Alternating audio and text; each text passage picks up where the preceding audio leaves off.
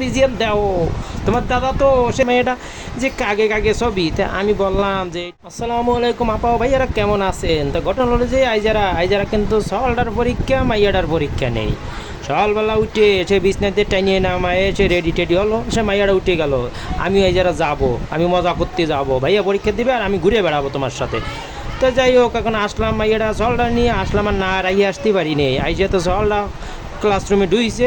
তা পরীক্ষা দিতেছি, কি দিতেছি আমি তো দেখার জন্যে আমি তো পাগলে এদিক ঘুরতেছি ওদিক ঘুরতেছি, কোয়ান একটু ফুকর পাওয়া যায়নি, কিন্তু উকি মেরে দেখা যায়নি। পরে একটা ফুটো পালাম, সেন উকি মারতেছি, তো উকি মেরে দিই হ্যাঁ লিখতেছে, একটু জুম করে দেই, দেখছি হ্যাঁ সকালটা ভালো করে লিখতেছে। তাই এর মধ্যে ম্যাডাম আইছে, এই আপনি কী করতেছেন? দৌড় দিছি, চলো এখানে থাকা যাবে না, ম্যাডাম দিয়ে ফেলাইছে। তা দৌড়ে আইছে সামনে, আর তারপরে শেখ স্কুলের সামনে আবার বিভিন্ন মহামনীষীর ছবি টবি লাগানো। তা আমার জিজ্ঞেস করতেছে মেয়েটা যে কাগে কাগে ছবি। তা আমি বললাম যে এটা হচ্ছে কবি রবীন্দ্রনাথ ঠাকুর, এই জন্য হচ্ছে যে হুমায়ুন আহমেদ, আর এই হচ্ছে যে কবি নজরুল ইসলাম। তা রবীন্দ্রনাথ ঠাকুরের ছবিটা বড়।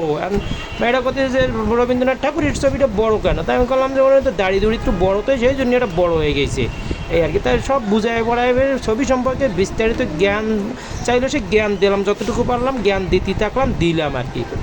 এরপরে এই পাশে তাকায় দেখি কি সে বিভিন্ন ধরনের গাছ, পাশে একটা মরিচ গাছ, সে মরিচ গাছে ফুল ফুটিছে, মরিচ ধরিছে। তাই বললাম যে চলো সে কাঁচা মরিচ কাঁচা জাল কিছু দিয়ে ছিঁড়ে নিয়ে যাই, ছিঁড়ে নিয়ে যে পরাটা খাবানে। তাই যদি না মরিচ নিয়ে সে ফুল ফুটিছে কেবল, এই যে বিভিন্ন ধরনের গাছ। তা বললাম যে তোমার ম্যাডামের কাছে বইলে একটা গাছ আমি নিয়ে যাবানে, নিয়ে ঘরের বাথরুমে লাগায় রাখবানে। তাই ম্যাডাম বললো ঠিক আছে চলো বাইরে যাই। তা বাইরে যাই দেখি কি একটু দূরই একটা গাড়ি দাঁড়ানো। তা বললাম যে চলো গাড়ির সামনে যাই।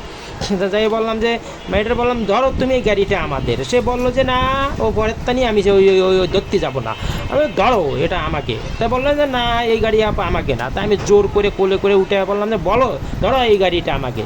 তা বললেন না আমাকে গাড়ি নেই, শুধু পরের গাড়ি নিয়ে আমি আমাকে বলতে চাই না। তো চলো আমরা এই স্বপ্ন দেয় লাভ নেই। তা চলো ঠিক আছে, তা যাই বসি। তো গাড়ির সামনে বসলাম, বসে আমি তো গাড়ি নিয়ে ভাবতেছি, মায়েরা কলো যে এই গাড়ি তো আমাকে না, এ যাওয়া সম্ভব না।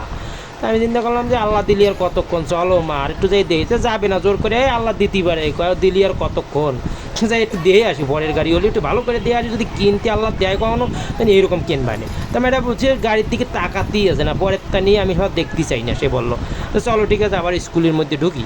তা আসলাম আবার সেই স্কুল বাউন্ডারিতে ঢুকলাম। তো দিই বিশাল করে একটা আরবি লেখা। তা আমার সাথে আমার জিজ্ঞেস করলো মেয়েটা যে বাবা এই কী লেখা। তা আমি বললাম যে এটা লেখা আছে, পড়িয়ে দেখলাম যে ইকরা বিস্মে রব্বিকাল্লাজি খালাক, মানে পড়ো তোমার প্রভুর নামে যিনি তোমাকে সৃষ্টি করেছেন। বুঝালাম, বুঝাই ওরে ও অরিজিনাল দাও। তোমার দাদা তো সে সেলিব্রিটি হয়ে গেছে, তার নাম এখন সে পোস্টারে দাও, এই যে তার ছবি পোস্টারে উঠে গেছে, সে এখন বিভিন্ন পোস্টারে ব্যানারে ঝুলতিছে, ওরে সেলিব্রিটি হয়ে গেছে। তে দিয়ে আমরা খুশি হলাম। তা একটু পরে দিয়ে দাদার পরীক্ষার প্রায় শেষের পথে তা আমরা চলে আসলাম আমাকে